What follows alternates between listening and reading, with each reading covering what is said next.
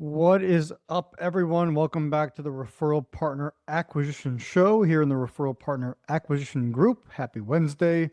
My name is Will Anagnos. I'm the host of the show. I'm also the owner of WA Marketing Solutions, and we help loan officers grow their referral network. And welcome to today's episode. If you are a new viewer, every Wednesday I am here for 10 to 30 minutes completely for free, giving you guys value so that you can implement it into your business and get results. Today, we're going to be talking about appointment setting. A lot of loan officers tell me that they get ghosted. And when they tell me their process in detail, I kind of find out why they're getting ghosted. So we're going to talk about that today. And as you can see, I'm sharing my screen as I've created, I'm looking at one of our company documents. This document, all of our clients have access to it. So if you're a current client and you're watching this, you have this already. And if you're a returning viewer, welcome back. Good to see you. Please slap that like button or that heart button, love button. Show me some love for being here. And hopefully you guys find some value here. And if you do have any questions watching this live, or even after, if you're watching it on the replay, or even if you're on YouTube 2 weeks later and you're watching this, leave a comment down below. I'm going to answer you within 24 hours and help you out. A lot of you guys struggle growing your referral network, getting in front of realtors, at least enough where you can get ones to send you business. I know that's a big struggle for a lot of you guys. And in order to create a systemized approach that always works, you're going to need to do a lot of testing, and not just one thing, but there's lots of different puzzle pieces. There's the outreach, there's the follow-up, there's the appointment setting that we're going to go over today. There's the nurture, there's the providing value, and there's a lot of other things that it literally is ongoing. I do have a list, but we're not going to go over that today. On our last episode last week, we talked about follow-up. And the week before that, we talked about initial daily outreach and following a strategy that you can use, anyone can use, a free strategy that puts you in front of at least 25 real estate agents or financial advisors or divorce attorneys or CPAs every single day. So that's about like 100 plus people per week that you can put your business in front of by just sitting at your desk and doing some boring copy paste. It is super boring, but it works. And at the end of the day, I think that's what really matters. So if you want to watch those previous episodes, you can scroll down in this group. If they're no longer here, as they do expire, you can go to our YouTube channel, wamarketingsolutions.com. Oh, I'm sorry, WA Marketing Solutions, not our website. Go to YouTube and type in WA Marketing Solutions, and you'll see those previous episodes. So let's dive into it. Appointment setting. Let me make this screen a little bit bigger. There we go. Easier for you guys to see. So the context is you are reaching out to prospective referral sources on social media. Realtors are a source of business. Financial advisors are a source of business. And they're the gift that keeps on giving. Why would you go after one buyer when you can go after one realtor that can send you an unlimited amount of buyers? That's typically the model that we've seen work for the people that we work with. And if you're working in an office of top producers, ask them how'd they do it. They're probably going to bring up their large network of referral partners. So that's the one thing that they all have in common. And that's why we're focusing on this.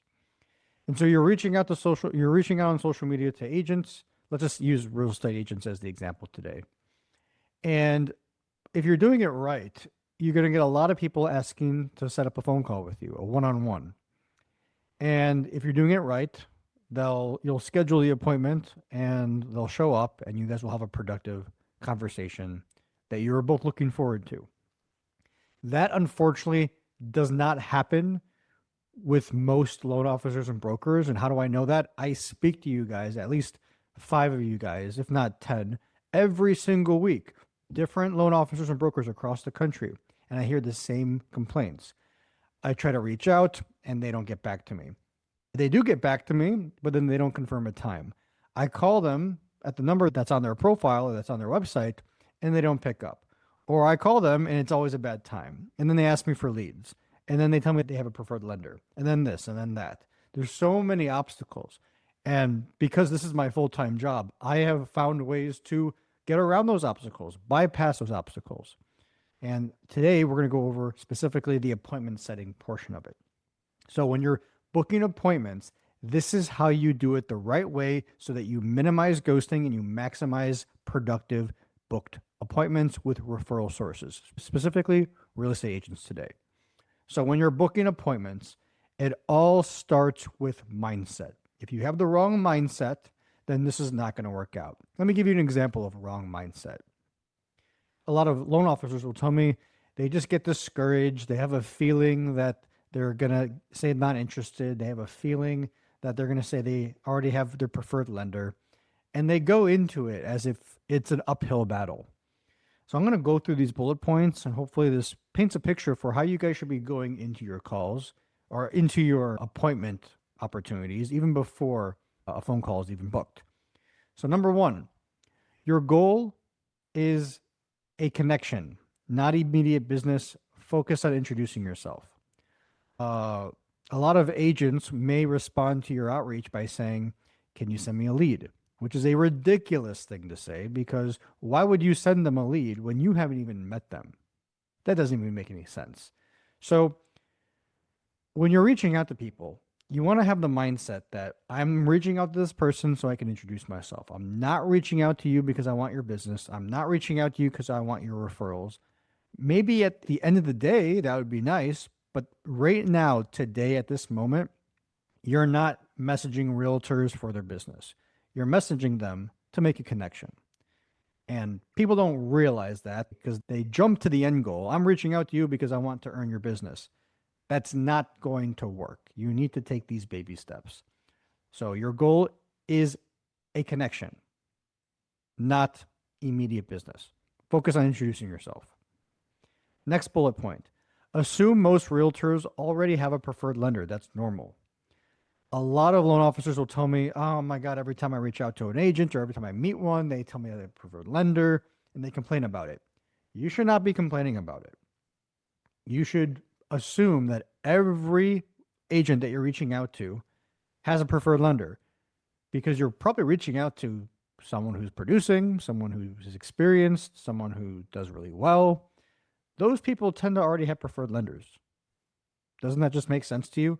And it's completely normal. So don't let that objection catch you off guard. Expect it. Have that in your brain before doing your outreach. Next bullet point. Realtors may have had a bad experience with loan officers, so set clear expectations early. Yeah, a lot of realtors will say, "You know what? I don't like working with loan officers. I know I have to, but I absolutely don't like it. They never send me business. They don't close loans on time. They don't know their guidelines," whatever their experience may be.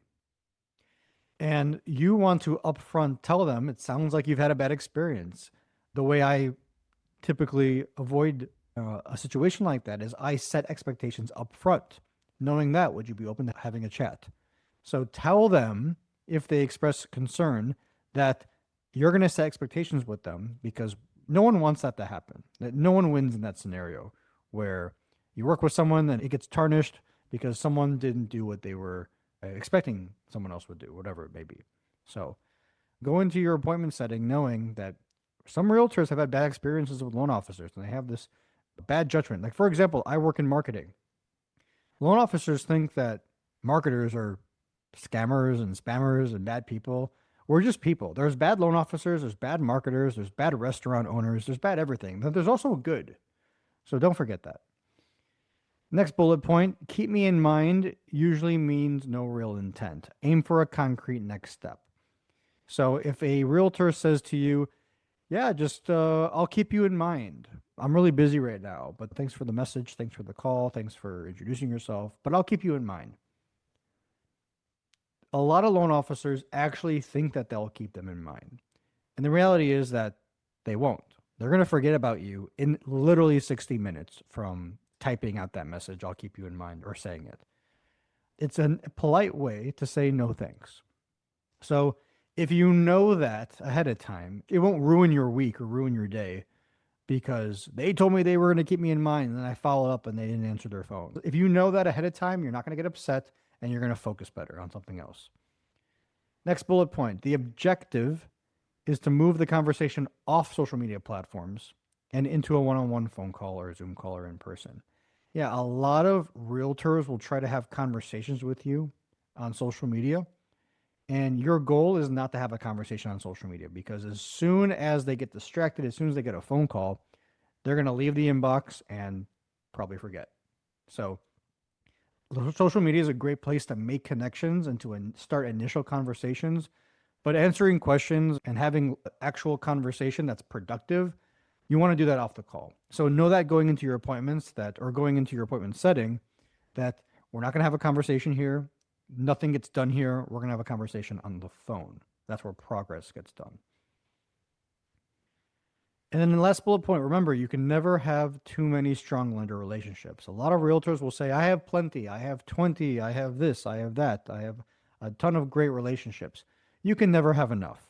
People are always retiring, new products are always coming out. Not everyone can keep up. Some people specialize in this while others specialize in that. Things are always changing. People change companies, the market can change. You can never have enough strong lender relationships. There's no limit. And these are not things that you say to people. These are things that you keep in your head. And they really help in your appointment setting. And if you don't want to take my word from it, then take our clients' words for it. They'll speak on my behalf. Number 2, core principles. First bullet point, lead with value, not a pitch about you. A lot of loan officers will lead with an elevator pitch as opposed to leading with value. How they're different, how they can help with their buyers, what things that they specialize in, marketing techniques that they know how to use, how to leverage so that maybe a realtor could also reap the benefits of that. Lead with value. Don't talk about you. They don't care about you. And not because they're mean, but because they are trying to take care of themselves. And so your approach needs to be what's in it for them. Next bullet point, once a realtor responds, you take control of the conversation. You guide the conversation. Don't let them off of that straight line. So in a straight lined order, introduction, beneficial value, are you open to chatting? They say yes. You say great, what time? They say tomorrow at 2:00. You say great. What's the best number to send you a confirmation to and to call you on? They say, here's my number. Then you book the appointment in your calendar software. They get a confirmation and a reminder about the appointment. You ask them, did you get it? They say yes. And you say, great, I'll see you on the appointment time. And if they try to get out of that straight line, get them back in. Take control of the conversation. Otherwise, you will get ghosted. Next, bullet point, respond immediately. Treat every reply like a hot lead. I don't think I need to go into any detail here. It's pretty obvious. Even though people don't do it, it's an obvious bullet point here. When a realtor reaches out to you and they say they want to chat, don't make them wait an hour. Book the appointment. Don't make them wait because someone else is going to get to them before you. Next bullet point, keep the focus on them, not you. Your profile already shares your story. So if anyone asks about you and your story and your experience, that should already be on your social media profiles. So just direct them to it. Be like, it's already there. Like I put it on there for a reason. And keep the focus on them. Is there something I can help you with? If yes, let's set up a call. There's better scripts for that. But the point is, know these core principles. Next, bullet point. Always acknowledge what they say before moving the conversation forward. This sounds pretty self-explanatory, but I've seen a lot of my clients who manage their own leads, even though I've taught them this, they sometimes have not listened. It's just the case. Not everyone is as coachable as the next person. And when a realtor says, hey, how are you? I can chat. A loan officer won't respond with, I'm good, thanks. They'll just skip to, great, does tomorrow work? That's rude, or at least in the U.S. culture, and you guys all work in the U.S. So don't ignore what they're saying. Acknowledge everything that they're saying. Great, sounds good. Acknowledge that stuff. It goes a long way. End the message with a question and keep the engagement going. Don't try to end your messages with let me know or call me if you can or here's my number. Call me when you got a moment or contact me tomorrow. Like none of that stuff. End with a question. Does tomorrow at 2:00 work? What's the best email to send the confirmation to? What's the best number to call you on? Question mark, question mark, question mark. That prompts them to have to respond. And the last bullet point here in the core principles, the end goal is to secure a phone number. I've gone over this already, the day and the time. So do not book an appointment until you have a phone number, a day, and a time. You'll get their email eventually, but a phone number, the day, and the time so that you can plug that into your calendar. And do not use a calendar software. Don't use a pencil and paper because you can't automate reminders and confirmations that way. And that's how people remember about calls. If you don't like it, I'm sorry, but that's just facts. And yeah, so before you book an appointment, make sure you have these 3 elements before booking the appointment, and then confirm with them if they've got the confirmation email or not. Number 3, messaging rules. So follow the provided templates exactly, not improvise or add on your own twist. So if you're working with a marketing company, it doesn't have to be me. If you're working with a marketing company and they've given you a proven framework or scripts or templates or whatever they may call it, use it exactly. Because if you're paying a company, you're paying them for a reason. They know what they're doing. So if you're not working with anyone, this is irrelevant unless you've created your own templates, but follow these exactly. Next, if someone asks for immediate information, transition to a call and discuss it. When someone says, hey, can you send me info on your programs? Sure.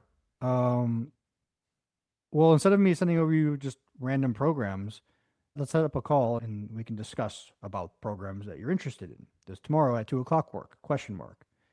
So when someone asks for info, you ask for the call. Next bullet point. And by the way, if they say no, I just want the info, then they really think about it. If they say no, I don't want the call, but I want the info, do you think they're really going to go through that info the way you want them to? They're not. They're going to move on to whatever else is going on in their life. The next bullet point, keep messages clear, concise, and conversational. I don't need to say anything on that. Next, avoid being pushy, but still guide the conversation towards a call. Don't be pushy. Don't be salesy. Don't say I'm the best. I am always available. Just follow the frameworks that I've gone through on this live episode today, and just always have your eyes set on the prize, which is a call. Booking a phone call. Not having a conversation, booking a phone call. Without being pushy. And if they don't want to have a phone call, that's fine. Move on to the next person. If you're reaching out to 25 people per day, there's plenty of people in your opportunities. Plenty. Don't force a square block into a circle hole. Number 4, moving to the call. Prioritize getting off platform as quickly as possible and avoid ghosting. Frame the call as something valuable for them, not a favor for you. Very important. And stay prepared for common objections and handle them confidently. So the way we help our clients with objections is every time we get an objection, we create a script on how to handle it, and then we test those scripts and see what's going to work. We find out a percentage of what works best, and then we put that into a document, we give it to our clients, and we say, every time someone says, for example, send me info, then you say this. Anytime someone says, I already have an existing lender relationship, you say this. Just so that you know what's going to potentially turn the conversation into your favor, as opposed to just guessing and checking and praying that whatever comes to your mind is the right thing to say. You know, be a little bit more strategic about this. I know it's boring, but it makes you money. And that's why you guys are here. Let's just be honest. That's why you guys are here. That's why you guys are doing this. And it's not boring if you're good at it. It's just boring when you're learning it. Number 5, follow-up strategy. So this is a little piggyback on last episode. Have at least 5 engaging follow-up messages ready. I actually want to edit that to 7. Keep follow-ups interesting and value-driven, not repetitive. Remind them of the benefit or value you offered, because they may have forgotten, this is during your follow-ups, to booking an appointment. And stay consistent. So every 2 to 3 days, follow up if they haven't confirmed the date and the time yet. Don't do it every day. Don't do it once a week because they're going to forget. Every 2 to 3 days. Hey, Wednesday's approaching. Do you still want to chat tomorrow at, Wednesday at 2:00? Like you said. Follow up. They're just busy, just like you. Number 6, phrases to avoid. Avoid weak or passive language that reduces response rates. I already mentioned this earlier. Do not say things like, let me know. Why? Because they won't. Don't say things like call me when you can. Why? Because they won't call you when they can. When they can, they'll do something else. Or they just forget. Don't say I answer my phones on the weekends. That's a basic requirement. Don't say things that are basic requirements. That's all expected of you. It turns realtors off. And then, do you need a lender who XYZ? That's a little salesy. So to finish today's episode, these are the key takeaways I want you to take away from our time today.